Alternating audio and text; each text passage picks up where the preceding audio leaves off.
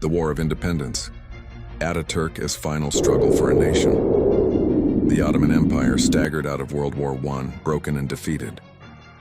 Istanbul was occupied, its fleet disarmed, and Allied troops patrolled its streets. The Sultan, desperate to preserve his throne, bent to foreign will and accepted the Treaty of Sèvres in 1920. The treaty carved Anatolia into pieces. Izmir was handed to Greece, the east promised to Armenia, the south divided between Italy and France. What remained for the Turks was a small patch of land, humiliated and landlocked. For the first time in centuries, it seemed that the Turkish people themselves, the very core of the empire, might vanish. Yet out of this despair stepped Mustafa Kemal Atatürk, already famed for Gallipoli, now determined to forge not only a victory but a nation. The first sparks, 1919. On May 19, 1919, Atatürk landed in Samsun. His mission, sanctioned by the Sultan, was to restore order in Anatolia. But Atatürk saw further. The homeland itself must be defended. In the towns and villages he visited, he encountered fear and hopelessness. But to them he declared, "The nation's independence will be saved by the nation itself." This was revolutionary. The Sultan could no longer protect them. Sovereignty must pass to the people. At Amasya, he set this principle into writing. Soon came the Erzurum Congress, where he swore that the eastern provinces would never be ceded, and the Sivas Congress, where all Anatolia was declared indivisible. In secret meetings, he began to build the foundations of resistance. A government in Ankara by 1920, Istanbul was under direct Allied control. The Sultan's government was powerless, and Atatürk knew a new center was needed. In April that year, he convened the Grand National Assembly in Ankara.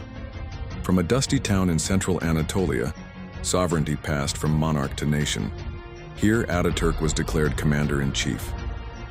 The scattered bands of guerrillas, known as the Kuvayi Milli, were reorganized into a disciplined army. For the first time, resistance had structure, leadership, and vision. The early fronts, the War of Independence, was fought on 3 fronts at once, east 1920.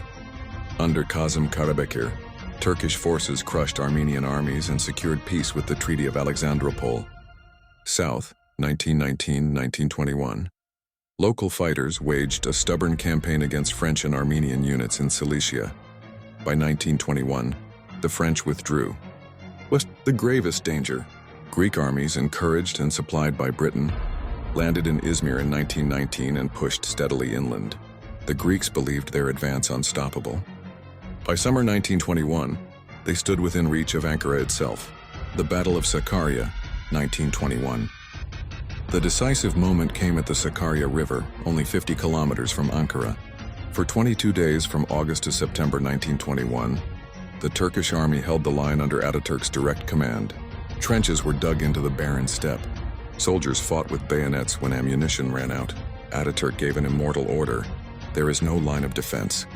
There is only the surface of defense, and that surface is the whole homeland. Not one step backward until it is soaked with the blood of its defenders. The Greeks, stretched deep into hostile land, finally faltered. Their advance collapsed. Ankara was saved and the tide of war turned. For this victory, the assembly granted Atatürk the title of Gazi, the victorious. The Great Offensive, 1922, Atatürk knew defense was not enough. For a year, he rebuilt the army into a modern, disciplined force. Then at dawn on 26 August 1922, he struck. The Great Offensive began with thunder across the ridges of Afyon.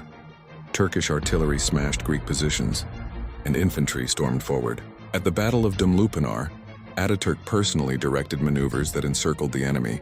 The Greek army, once confident of reaching Ankara, was annihilated. With the enemy fleeing, Atatürk gave his famous command: "Armies, your first target is the Mediterranean. Forward." The order unleashed a relentless pursuit. Within days, Turkish troops marched into Izmir. On 19 September 1922, the city was liberated in a surge of jubilation. The Greek dream of conquering Anatolia collapsed forever. From battlefield to diplomacy, victory in arms had to be sealed in diplomacy. The Allies, stunned by the speed of Atatürk's triumph, abandoned the Sèvres Treaty. In its place came the Treaty of Lausanne, 1923, which recognized the full sovereignty of the Turkish state within its modern borders. No mandate, no foreign partition. Independence was secured. The birth of a republic, but Ataturk's vision went further. The Sultan, symbol of Ottoman submission, was deposed. The Sultanate abolished in 1922. Finally, on 29 October 1923, the Republic of Turkey was proclaimed. Mustafa Kemal Atatürk became its first president.